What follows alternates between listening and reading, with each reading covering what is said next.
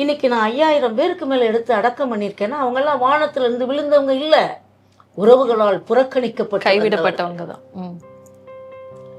அவன் நல்ல வசதியாக வாழ்ந்திருப்பான், நல்லா இருந்திருப்பான், மனைவி செத்து போயிடுவான், மருமக சோறு போட மாட்டா, நம்ம 4 பேருக்கு பஞ்சாயத்து பண்ணமே, நம்ம இந்த நிலையில் இருக்கமே அப்படின்னு சொல்லி இந்த ஊரில் இருக்கிறத விட எங்கேயாவது கண்ணு காணாமல் போயிடலான்னு அப்படியே சென்னையை நோக்கி வந்து அந்த பிளாட்ஃபாரங்கள்லேயும் பீச்லேயும் கடந்து அப்படியே மன வெறுத்து சாப்பிடாம கடந்து, சில பேர் திருவொற்றியூர் கடலில் இறங்குறது, மன வெறுத்து இது மாதிரிலாம் போய் தன்னை மாய்த்து கொள்கிற நிலைமையே வருது.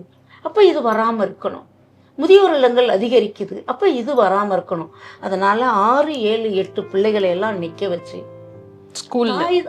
தாய் தந்தை தான் கடவுள்ன்றதையும் வலியுறுத்தி 60 வயதுக்கு மேற்பட்டவர்கள் கடவுளுக்கு சமமானவர்கள், 80 வயதுன்னா 1000 பிறை கண்ட அண்ணல்கள், இவங்க முன்னாடி நம்ம இதை பண்ணணும்னா அந்த குழந்தைங்க மனசில் பதியும்.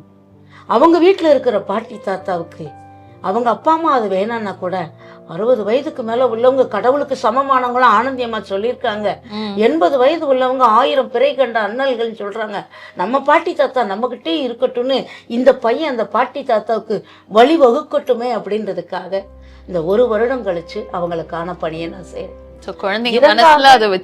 இறந்தாங்க எடுத்தாங்கன்றது இல்லாமல் இதில் பல விளக்கங்களை மக்களுக்கு கொடுக்கணுன்றதுக்காக இந்த பணிகளை நம்ம செய்கிறோம்.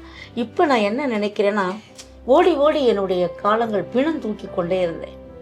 ஆனால் இதை மாற்றி அடுத்த தலைமுறைக்கு அவங்கவுங்க அப்பா அம்மாவை அவங்கவுங்க பார்த்துக்கணும், அவங்கவுங்க பாட்டி தாத்தாவை அவங்கவுங்க பார்த்துக்கணுன்னா நான் அடுத்த தலைமுறையை சந்திச்சாகணும்னு இன்னைக்கு நிறைய பள்ளிகளுக்கு சென்று தாய் தந்தை தான் கடவுள்ன்றதையும் நான் வலியுறுத்திக்கிட்டு இருக்கேன்.